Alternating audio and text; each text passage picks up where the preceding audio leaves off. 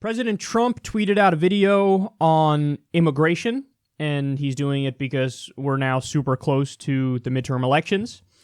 So this is an attempt to shore up his base. We don't need to go into too much detail of that now, but we'll talk more about this clip afterwards.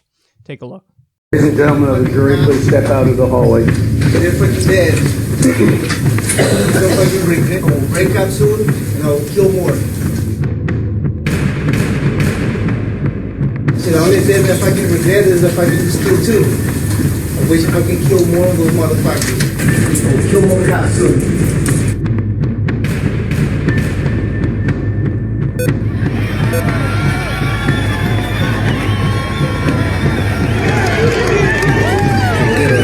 Y pedir un perdón. He says he wants to apply for pardon for the felony he committed. Attempt of murder.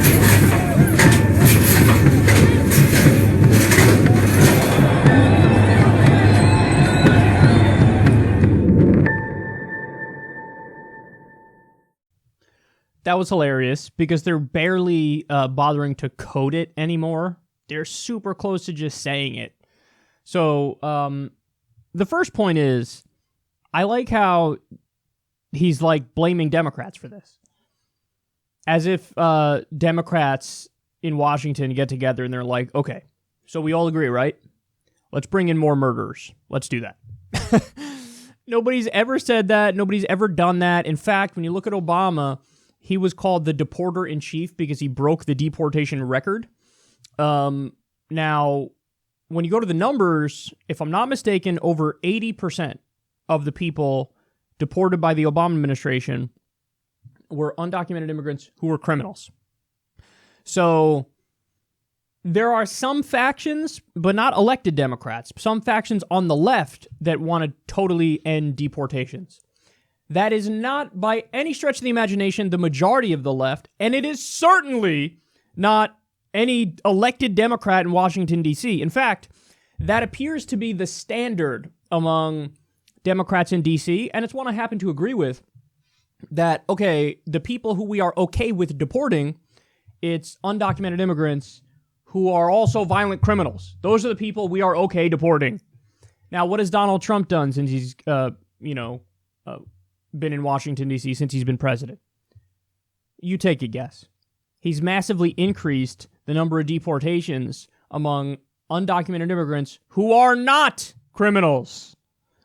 So this is just rank fear-mongering propaganda garbage to try to shore up his base. And again, it's hilarious to me that he thinks like, well, we're going to run this ad, and the implication of this ad is that there's like, a line of Washington, D.C. Democrats who just can't wait to defend this guy who's obviously a murderer, and he's bragging about it. As if anybody's like pro that guy. Like, oh, come on, why don't you just fucking let this guy out and let him be free and roam around the country? Because we support that, 100%. I just told you, Democrats support deporting undocumented immigrants who are also criminals. Not that difficult. Not that difficult. So being a partisan hack to this extent is hilarious. Like, it's like we're going to act like that guy has a giant constituency supporting him. This is the Willie Horton ad all over. That's what this is. And then, okay, so that's the first point. To make this a partisan thing is just hilarious. Then the second point, and who gets convinced by that? I'm sorry, who gets convinced by that? Who can watch this and be like, oh, man, them Democrats always being pro-murderer. Man, that's wild, ain't it? Unbelievable.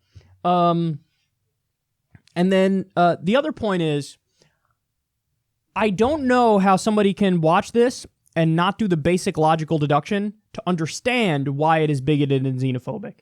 Now, here's why it is. He's running this ad to basically say, look at these brown criminals that are overtaking the United States. That's why we need to be so strong on immigration, because look at these people who are coming in. So in other words, the two criminals you showed in this ad, you're using that as a representative on the issue of immigration. These people are indicative of what happens when you have immigration. Now, again, that's not conjecture. I'm barely extrapolating here. You're talking about immigration in the ad and keeping America safe, and these are your two examples of immigrants. I didn't make you pick them. You picked them.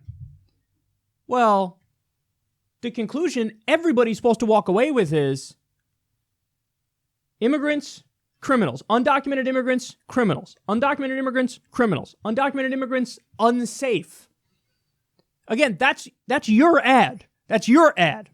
So then just don't bitch and moan and cry like a snowflake when people call you bigoted. Because here's the reality. Take a look at this. We've discussed this before on the show. This is an article in The Hill. Immigrants commit less crime than U.S.-born citizens. Every study that's looked into it has come to this conclusion.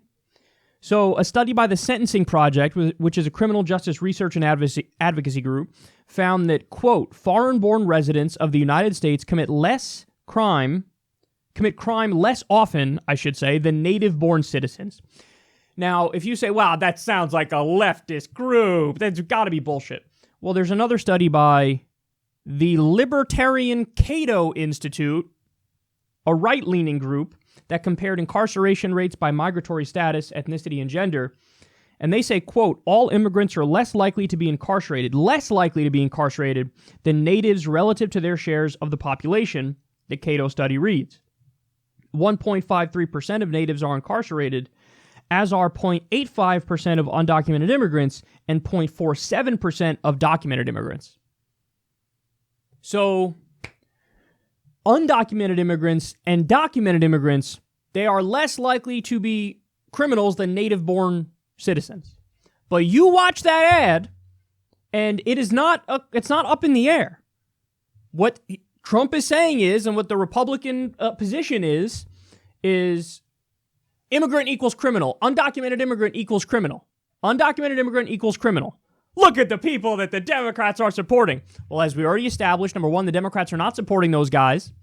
And number two, they're not representative of undocumented immigrants. Undocumented immigrants don't even commit as much crime as native-born U.S. citizens.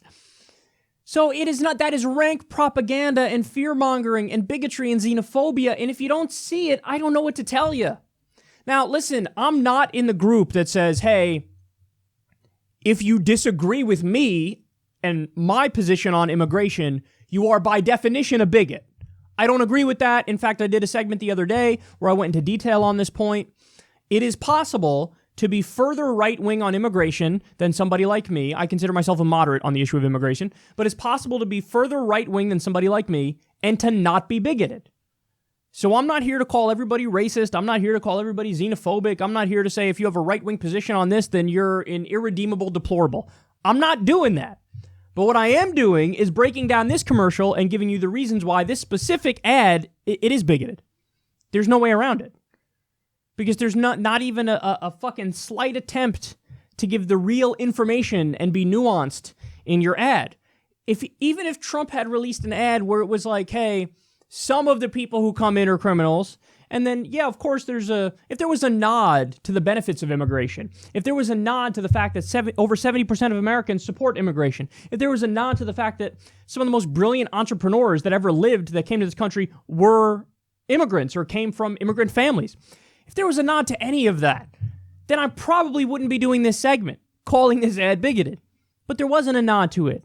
This is rank fucking bigotry, xenophobia, fear-mongering, and the whole point is shore up the base because that's the only way we win. That, and you know, in a weird way, you actually have to give Trump and the Republicans credit for this. Because that's how they win elections. They win elections by shoring up their base and giving red meat to the base. Whereas Democrats do the opposite.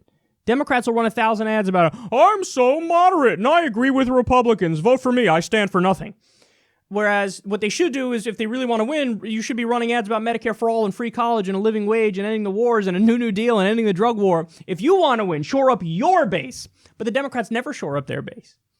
But Trump is shoring up his base here. And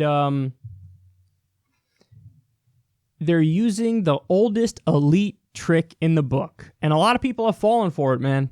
A lot of people have fallen for it. And that elite trick is, listen, blame poor black and brown people for your problems if you're a middle-class white person. The reason why your life sucks, the reason why you lost your job, don't look at the trade deals. It's not because of outsourcing.